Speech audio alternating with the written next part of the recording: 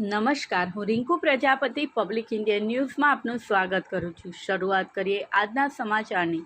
આણંદ કૃષિ યુનિવર્સિટી ખાતે 5 દિવસીય પ્રાકૃતિક કૃષિ વિષયક તાલીમ યોજાઈ।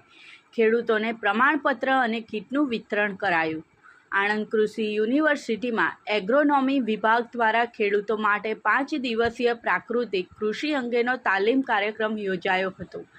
આ તાલીમ કાર્યક્રમમાં પ્રાકૃતિક ખેતીના વિવિધ આયામો, ઘટકો અને જંતુનાશક શસ્ત્રોના મહત્વ વિશે ખેડૂતોને સમજણ આપી તેના ઉપયોગ અંગે તાલીમ આપવામાં આવી હતી, જેમાં ખેડૂતોને જીવામૃત, બીજામૃત, નિમાસ્ત્ર, બ્રહ્માસ્ત્ર, અગ્નિ અસ્ત્ર, દશપર્ણી અર્ક અને આચ્છાદન વગેરેની પ્રાયોગિક તાલીમ અને માર્ગદર્શન આપવામાં આવ્યું હતું। તાલીમમાં ખેડૂતો પ્રાકૃતિક ખેતી તરફનો અભિગમ વધે અને ખેડૂતો રસાયણ મુક્ત અનાજ, શાકભાજી, ફળ વગેરે ઉત્પાદન કરી વધુ સારું વળતર મેળવી શકે તે રીતે નિષ્ણાત દ્વારા ખેડૂતોને પ્રાકૃતિક ખેતીમાં દેશી ગાય તથા મિશ્ર આંતરપાકોની અગત્યતા બાબતે માહિતગાર કરી પ્રાકૃતિક ખેતીમાં આવતી મુશ્કેલીઓ અને તેના સમાધાન ઉકેલ વિશે વિસ્તૃત જાણકારી આપવામાં આવી હતી।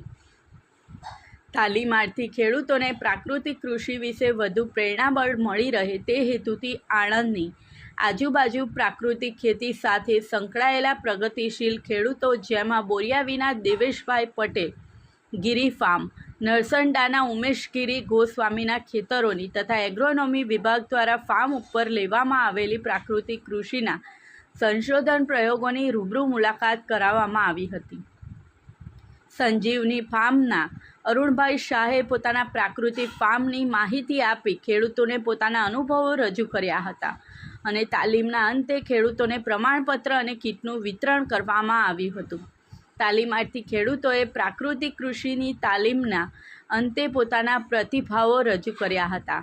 આ કાર્યક્રમમાં તાલીમ સંયોજક doctor PM Patel, doctor AP Patel, doctor GN મોટકા અને ડૉક્ટર MH ચાવડા સહિત વડનગર પંથકના કુલ 38 જેટલા ખેડૂતોએ ભાગ લીધો હતો। આ સાથે આજના સમાચારને અહીં સમાપ્ત કરીએ છીએ।